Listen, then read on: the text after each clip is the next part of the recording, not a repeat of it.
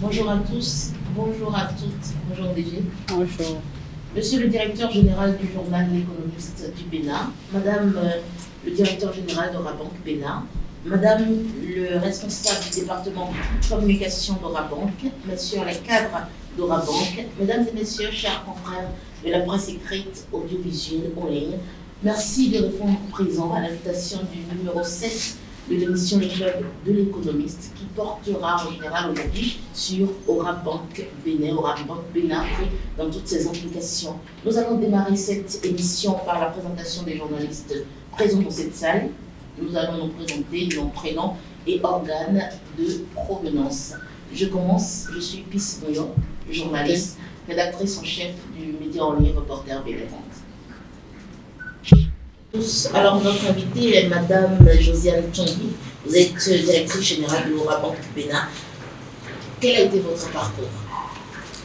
Merci et bonjour à tous. Déjà, je vous remercie de nous donner l'opportunité de cette plateforme pour parler d'Orabank Bénin et du groupe Orabank en général. Mon parcours personnel, c'est un parcours de banquier. Donc, j'ai 47 ans avec environ 15 années de banque.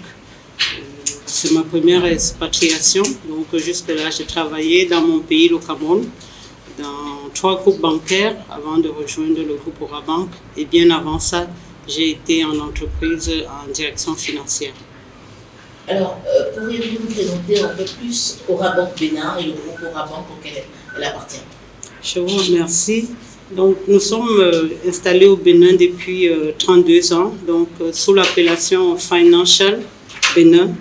Et comme vous le savez, nous faisons partie du groupe Orabank, qui lui-même est un groupe bancaire panafricain dont le siège est à Lomé. Orabank est aujourd'hui présent dans 12 pays en Afrique. C'est notamment les 8 pays de l'UEMOA, 2 pays en Afrique centrale, le Tchad et le Gabon, la Mauritanie et la Guinée-Conakry.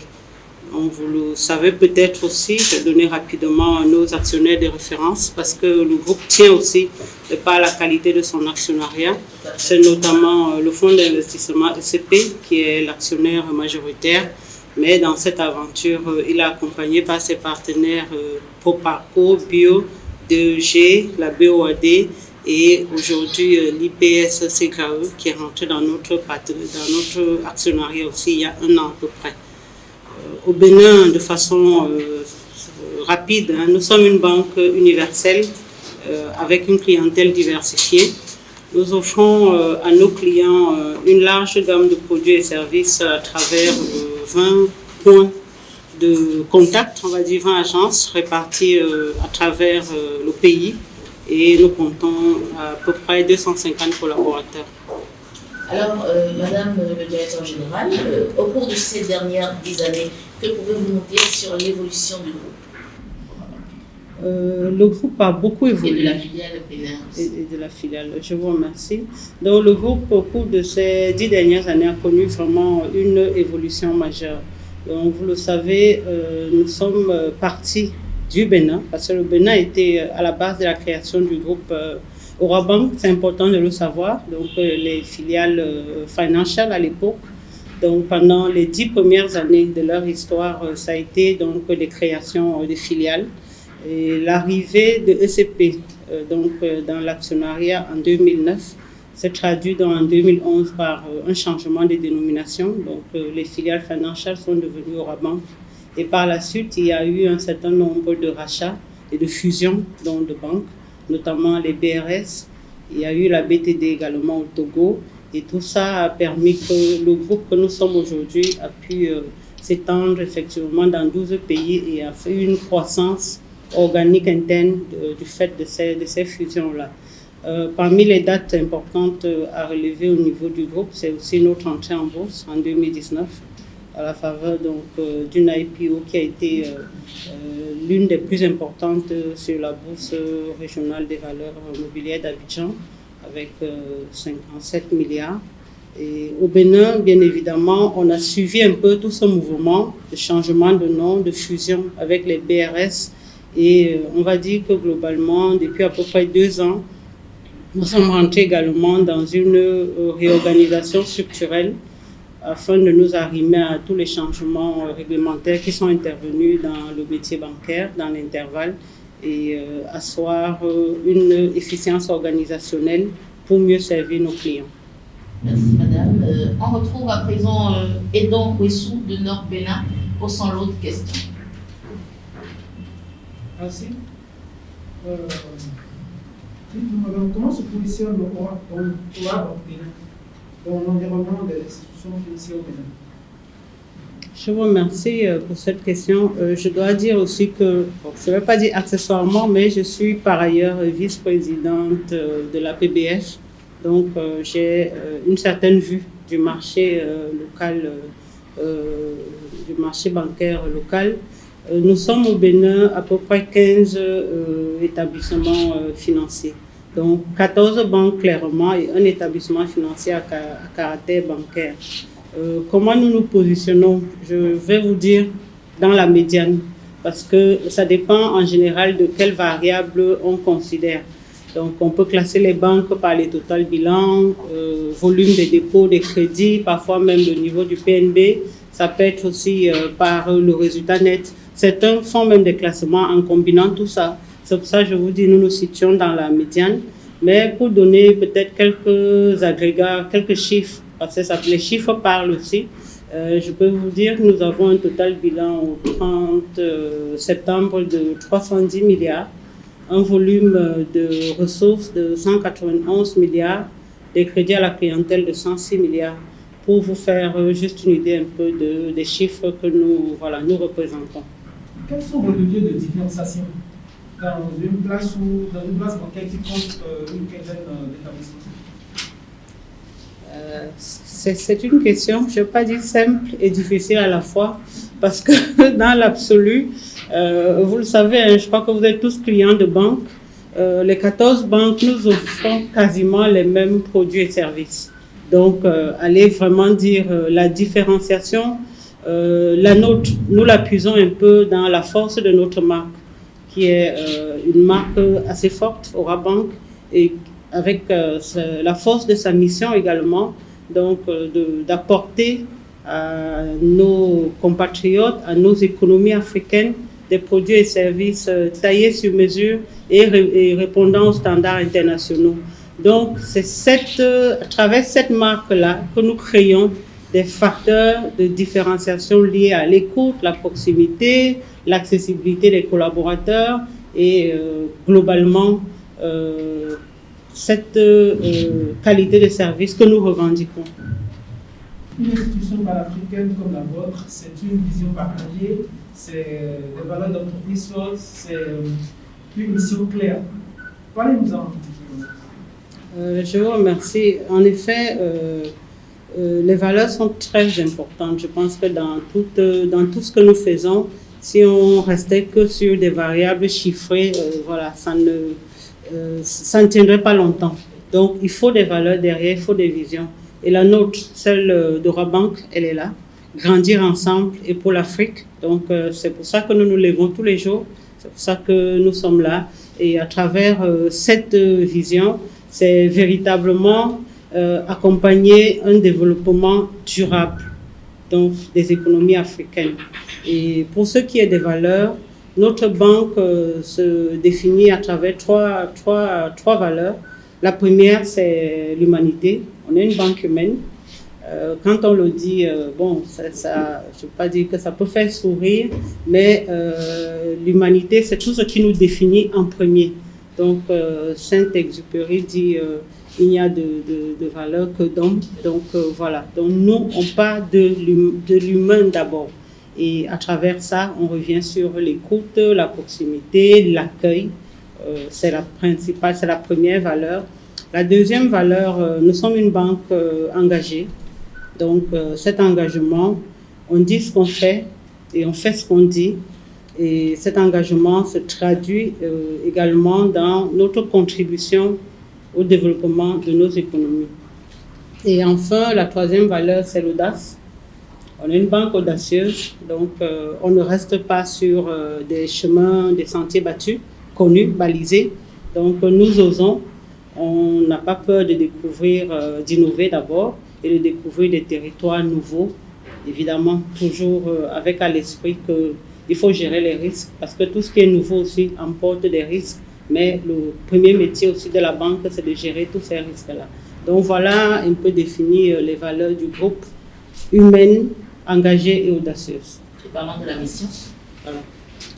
Et parlant de la mission, comme je le disais, apporter à nos clients les produits et services taillés sur mesure et qui correspondent à leurs besoins, mais des produits et services qui correspondent également aux standards internationaux. Ce n'est pas parce que nous sommes une banque africaine qu'on va faire des produits au rabais. Donc nos produits doivent correspondre aux standards internationaux en la matière. Alors, on va retrouver Oslo Walou de l'économiste pour parler d'analyse de l'activité et de l'environnement économique. Vos questions, s'il vous plaît. Merci, madame. Déjà, quelle lecture faites-vous de la structure de l'économie béninoise et qu'est-ce qui est attendu d'une institution comme la vôtre? Je vous remercie. Je pense qu'une question comme celle-là, dans cet environnement de l'économiste, vraiment, je ne veux pas faire de leçons à qui que ce soit. C'est votre métier de tous les jours. Vous connaissez très bien la structure de l'économie béninoise, qui est notamment tirée par le secteur agricole, aujourd'hui fortement par les BTP, le commerce général, parce que le Bénin a toujours été une terre de trade, donc de commerce, et puis tous les autres secteurs qui viennent. Alors, qu'est-ce qu'on attend des banques? Notre rôle, globalement, d'abord, le premier, c'est de faire de l'intermédiation. Nous sommes des acteurs d'intermédiation financière, dont nous mettons en face les acteurs à besoin de capitaux et les acteurs à excédent de capitaux. C'est vraiment ça, le métier de la banque, vraiment de façon très, très schématique. Donc, c'est notre boulot et les économies ont besoin de ça parce que certains ont des ressources, veulent les placer, n'en ont pas besoin dans le court terme. Donc, nous sommes là pour leur apporter des solutions de placement sûres. C'est-à-dire qu'il faut placer son argent et être sûr de le retrouver. Et à côté, il y a certains qui ont des besoins de capitaux pour développer leurs entreprises, pour mettre en place des usines, pour réaliser des marchés. C'est notre boulot de nous assurer effectivement que cet argent que nous donnons à ces personnes revient parce qu'il ne nous appartient pas. C'est essentiellement d'abord l'argent des épargnants. Évidemment, à côté de tout ça, on a les régulateurs et tout qui essayent de s'assurer que tout cet ensemble fonctionne bien.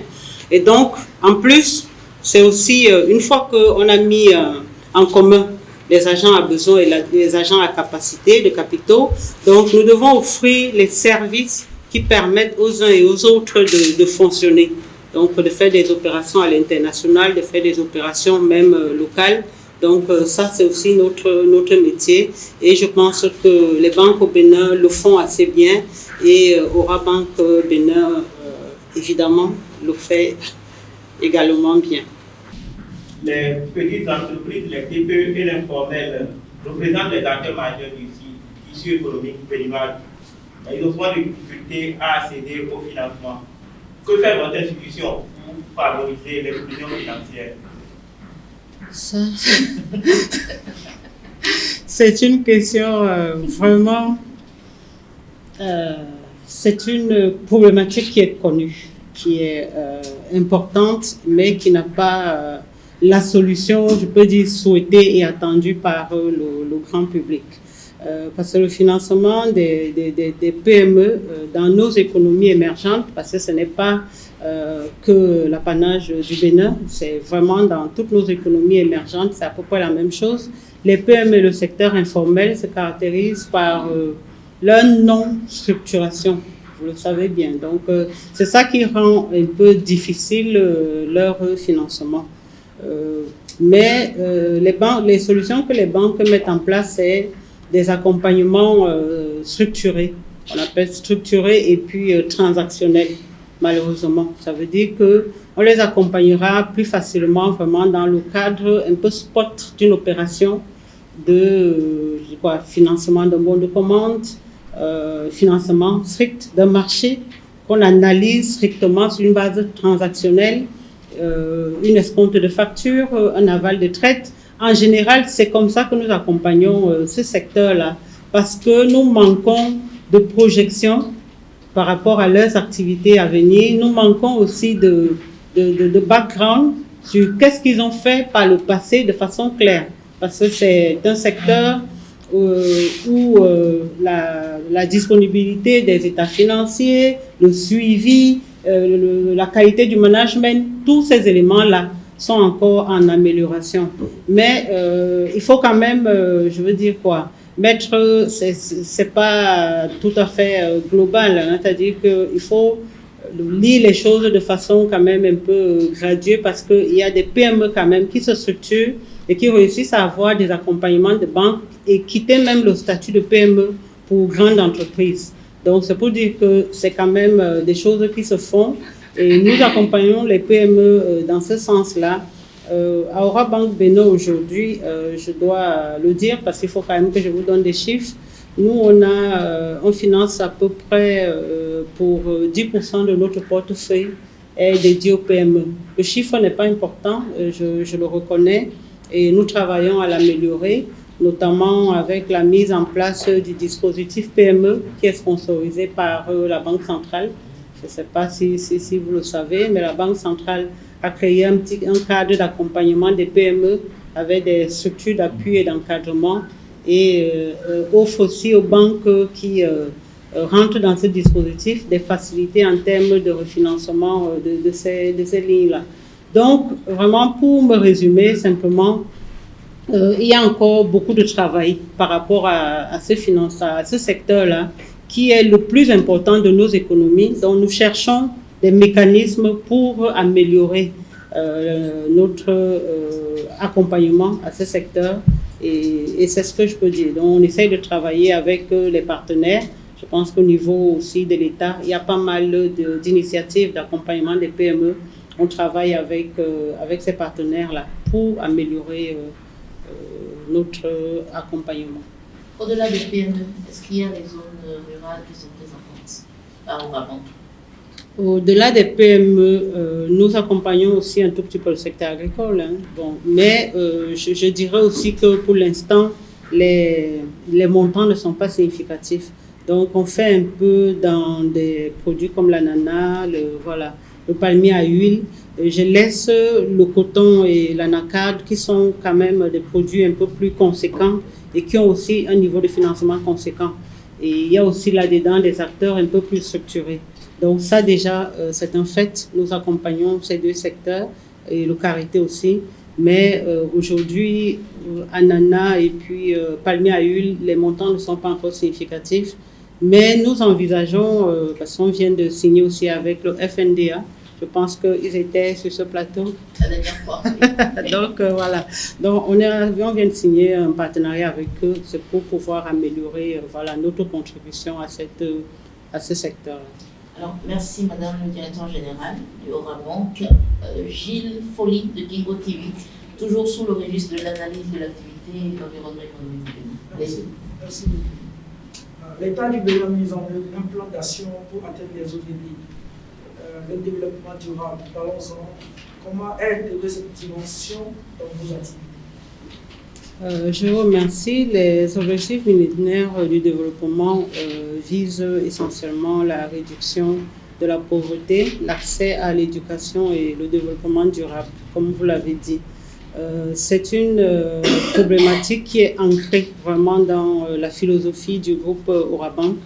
Donc, on a une politique RSE, responsabilité sociétale d'entreprise, très forte et qui est définie, c'est-à-dire qu'on ne le dit pas simplement, elle est définie et puis traduite en action dans toutes nos filiales. Et ça fait l'objet d'un rapport, je n'ai pas pris tous les détails, mais on a un rapport bien documenté à ce sujet. Donc, au niveau du groupe, c'est une ligne très forte. Le Bénin, donc, s'inscrivant dans cette dynamique, également a un certain nombre d'activités éco-citoyennes. L'année dernière, nous avons offert des sacs en tissu pour contribuer et participer à la lutte contre la pollution du sachet plastique. Nous organisons avec notre personnel des marches éco-running, toujours pour lutter contre le sachet plastique. À côté de ça, bien évidemment, nous faisons des dons réguliers à des populations, surtout sur des dons scolaires, fournitures et livres scolaires. Ça participe de l'éducation à des populations défavorisées.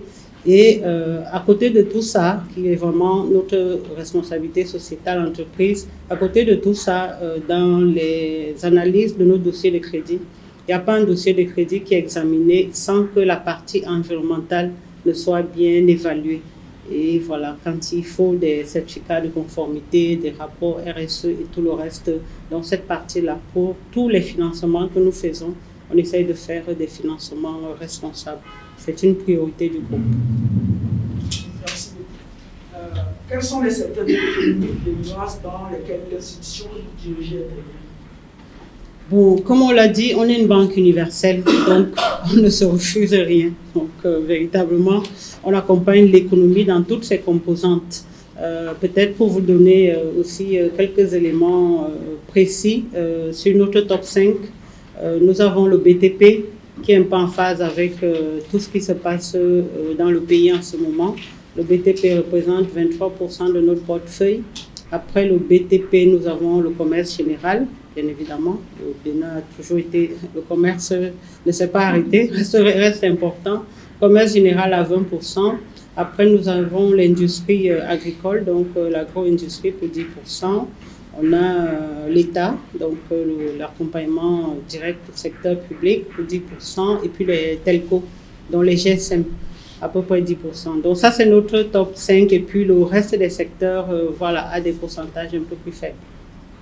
Gilles Nimadi, de la presse du jour, pour ces questions dans le registre contribution d'une institution financière au développement de la nation. Merci. Madame la Directrice, le gouvernement du Nouveau Départ a entrepris depuis 2016 la construction du Bénin à travers le programme d'action. Quelle est la contribution de l'Ora Banque dans l'exécution de ce vaste programme d'action du gouvernement? Je vous remercie. Une banque comme la nôtre, qui est une banque historique du Bénin, évidemment, ne peut pas être à la marge d'un tel programme. Donc, nous participons activement à la révélation du Bénin. Ça, c'est ce que je peux dire. Donc, nous accompagnons un certain nombre de clients qui sont dans les différents projets du PAG que vous connaissez bien.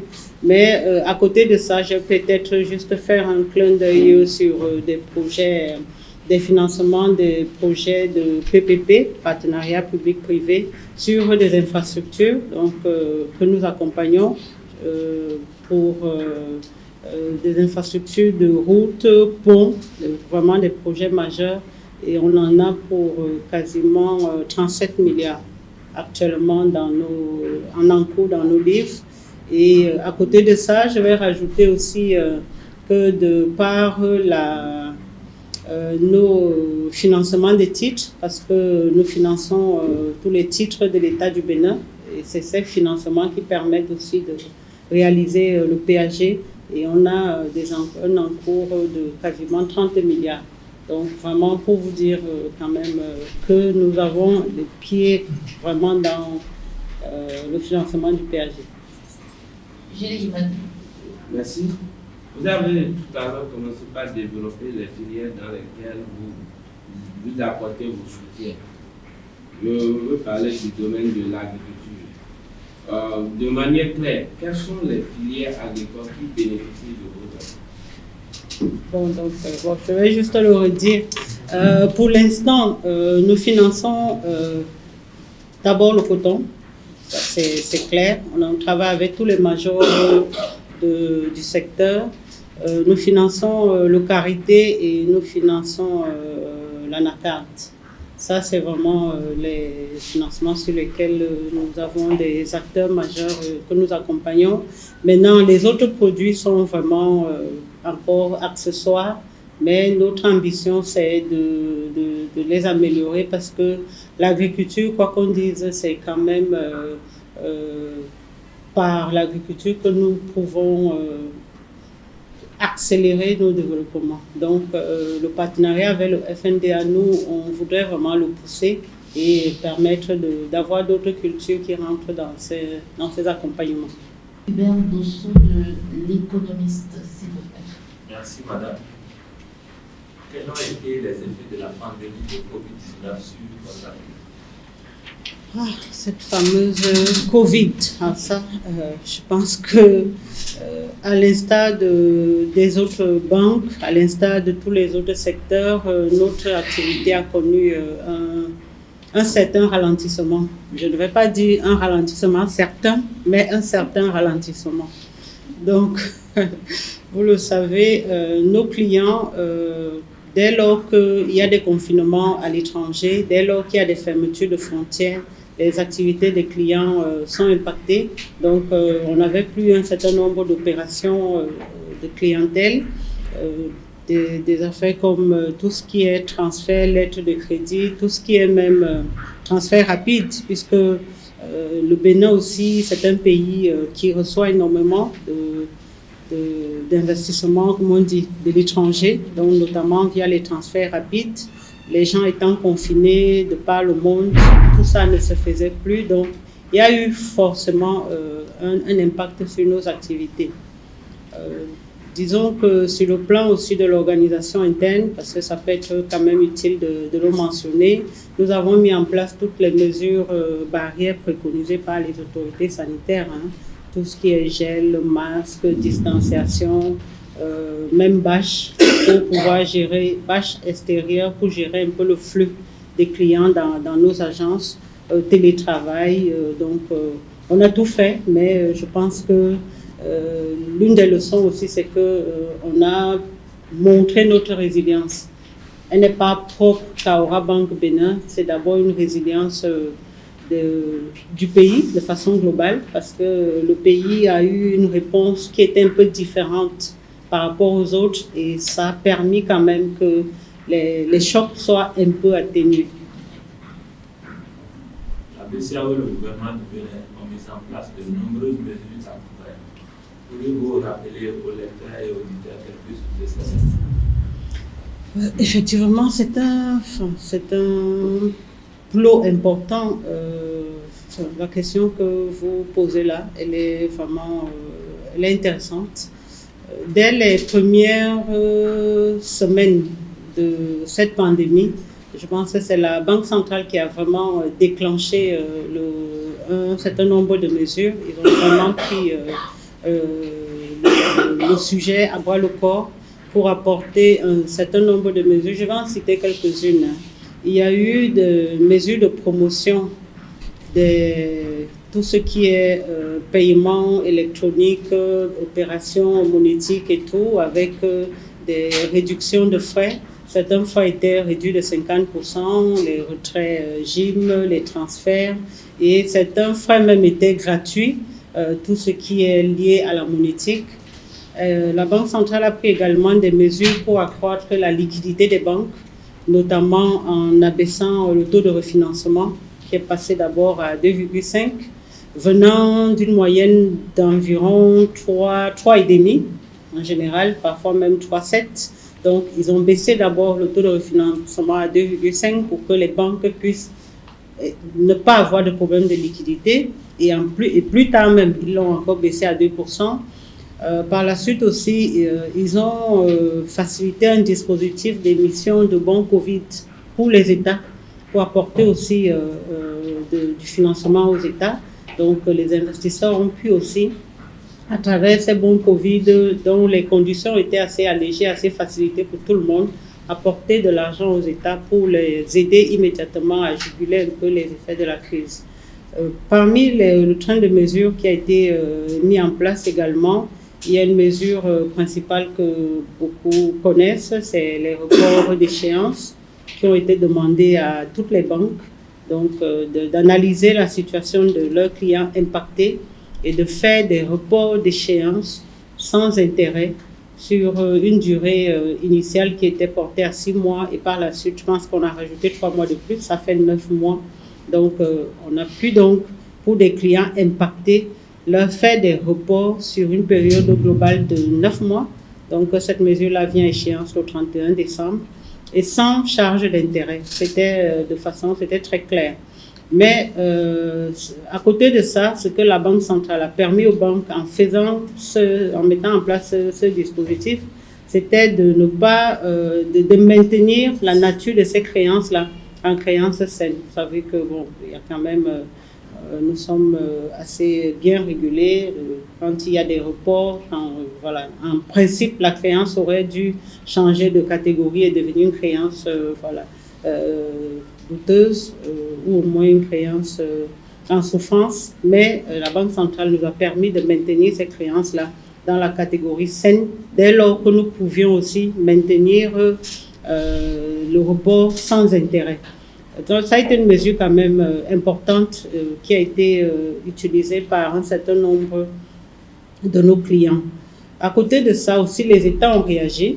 Les États ont mis en place, notamment l'État du Bénin, a mis en place donc, des guichets de bonification d'intérêt pour les entreprises impactées. Et je pense que ces guichets-là, je pense qu'on peut en citer deux. Hein. Il y a un guichet qui est géré par la Caisse autonome pour toutes les entreprises. Et il y a un guichet qui est géré aussi par le FNDA pour les entreprises du secteur agricole.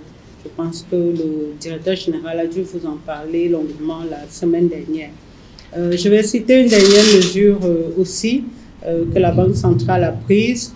Ça a été de décaler un peu le calendrier des dispositifs prudentiels parce que en 2020, dans le cadre de la mise en place de la réforme bâloise, il y avait un agenda avec des niveaux à respecter pour les ratios de solvabilité, niveau de division des risques, des niveaux un peu plus contraignants.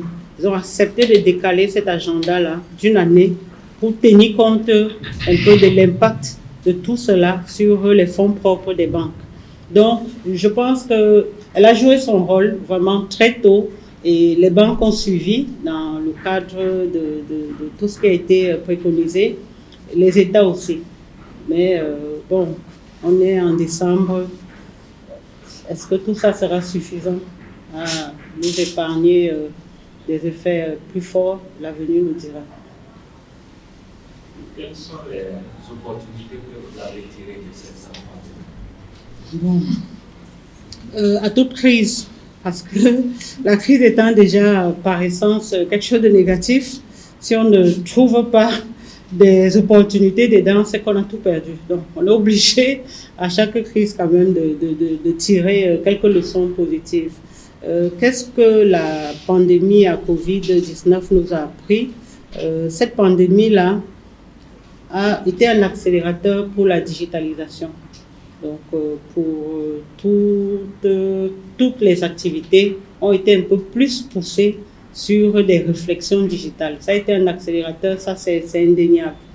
Cette pandémie nous a appris de nouvelles façons de travailler, de nouveaux modes de travail.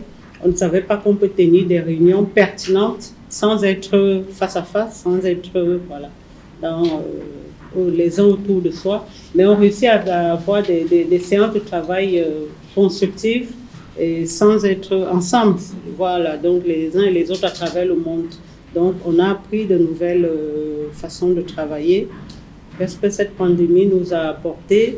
À être un peu plus imaginatif, un peu plus innovateur pour pouvoir continuer à mener nos activités. Je pense que chacun s'y est mis, chacun a essayé de trouver comment je peux continuer à travailler en dépit de voilà, toutes les mesures de restrictives.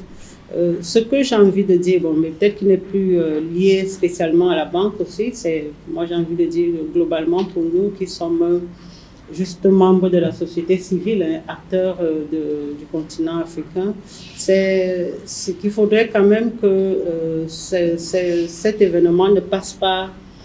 Il faudrait que les Africains puissent, au-delà de tout ça, tirer d'autres leçons pour eux-mêmes. On a vu aujourd'hui que le monde peut se fermer et que nous ne puissions pas nous retrouver en Occident, certains pour aller se soigner à l'hôpital américain et tout ça, donc on doit se soigner chez nous.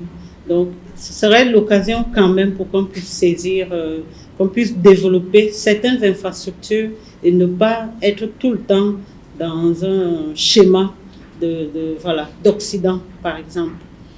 À côté de ça aussi, on a vu combien l'Afrique a développé une certaine résilience face à la maladie. Il serait vraiment intéressant que nos chercheurs puissent poursuivre ou accentuer leurs recherches pour qu'on trouve les paramètres qui nous sont propres et qui peuvent nous permettre de tenir quand les autres sont en train de, voilà, je ne veux pas dire, sont en train de, pas dire de péter un câble, mais bon, ils savent plus à quel sens se vouer, mais nous, on montre une certaine résilience. C'est une opportunité pour nous de pousser ces recherches-là et de voir en quoi aussi l'Afrique peut tirer son épingle du jeu de son côté. Donc, et vraiment appeler à plutôt une plus grande communauté, un plus grand communautarisme africain, plutôt que tout le temps nord-sud.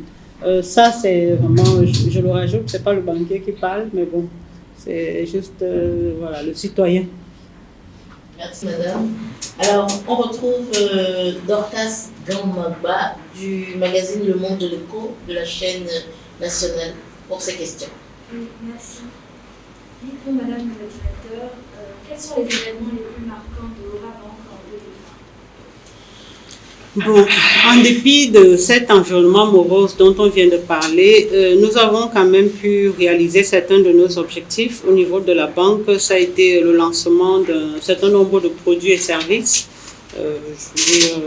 On a développé de nouveaux partenariats de banque assurance au niveau des produits et services. On a pu mettre en place des produits eSwift, e-avis qui permettent à nos clients d'avoir immédiatement les avis sur via mail de leurs opérations. C'est quasiment instantané. Ça participe aussi de cette accélération de la digitalisation dont j'ai parlé.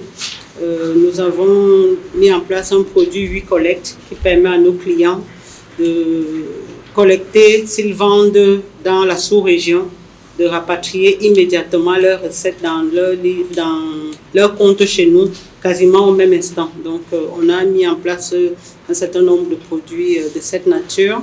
Nous avons également quelque chose aussi qui nous tenait à cœur, c'est de développer les points de contact. Donc, on a pu ouvrir un nouveau distributeur au Carrefour Wendo à Porto Novo.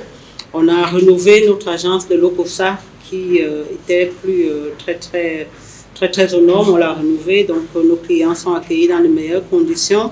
Et on a transformé également notre guichet, on appelait ça guichet avancé de Tangueta, qui était vraiment un petit guichet, en une agence pleine, moderne, spacieuse, pour toujours améliorer l'accueil de nos clients.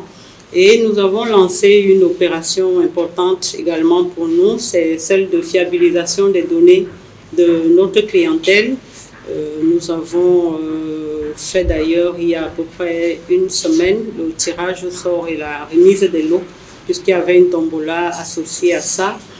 C'est une opération qui est importante pour nous. Vous savez qu'on est une banque historique. En 32 ans, on a construit une base de clientèle qui est là et qui donne les informations demandaient absolument à être mises à jour.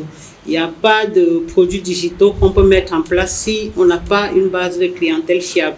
Donc c'est un chantier d'ailleurs qui se poursuit, mais qui a été bien lancé en 2020 avec un niveau d'atteinte d'à peu près 30% à date. Donc c'est quelque chose qu'on va reporter, continuer sur 2021, mais ça a bien démarré et on en est assez satisfait. Et donc, quels sont les défis et perspectives pour 2021?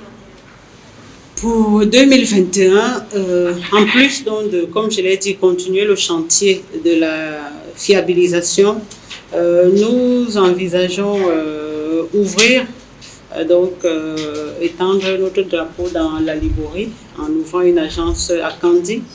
Voilà, donc ça va être le deuxième guichet bancaire dans la ville. En principe, l'agence sera ouverte si ce n'est à la fin de ce mois, tout début janvier. Donc pour nous, c'est un axe de croissance important sur 2021, donc de développer cette agence et d'apporter notre offre à la clientèle de Kandi et de ses environs.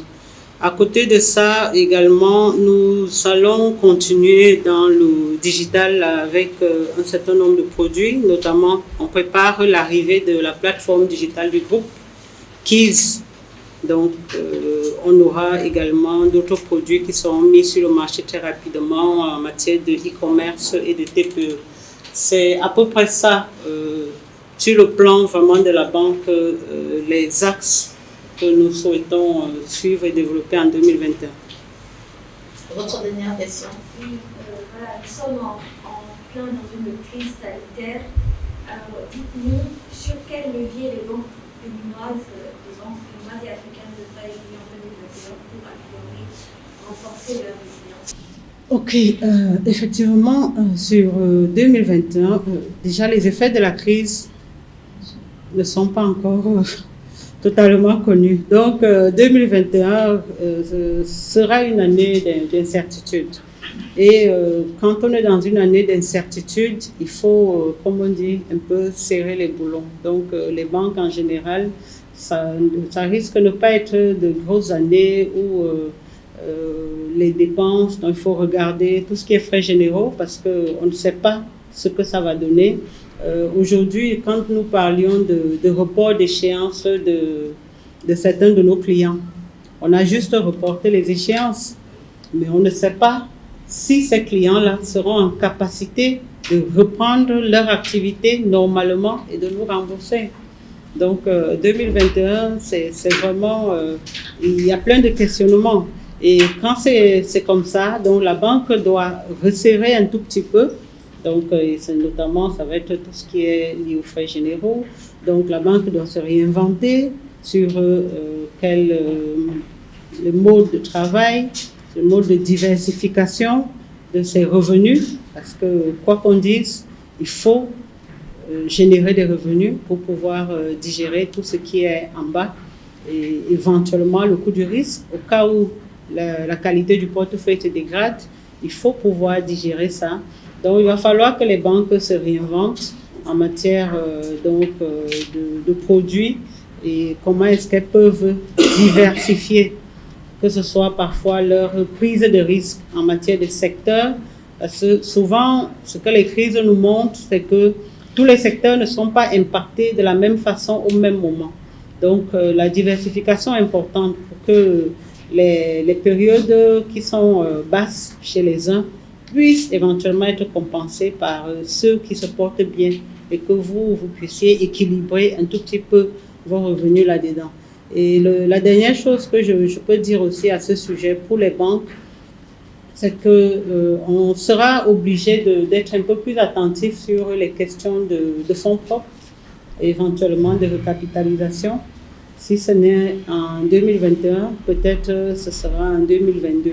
Donc, c'est vraiment de la vigilance et par rapport à tous ces agrégats-là pour que on puisse maintenir notre résilience. Voilà, merci chers confrères pour vos questions. Nous sommes au terme de cette émission. Nous avons suivi ensemble l'analyse de l'activité bancaire et de l'environnement économique béninois, de la contribution financière au développement de Orabank, du défi presque relevé d'une transformation digitale suite à la pandémie du Covid-19. Orabank Bénin, ses programmes, ses performances, sa résilience face au Covid-19. Notre invitée était Josiane Tchongui, directrice générale. C'est la fin de cette émission, le Club de l'économiste, cette plateforme d'échange et de communication. Merci à toutes et à tous de nous avoir suivis. Merci à tous les médias qui vont nous relayer.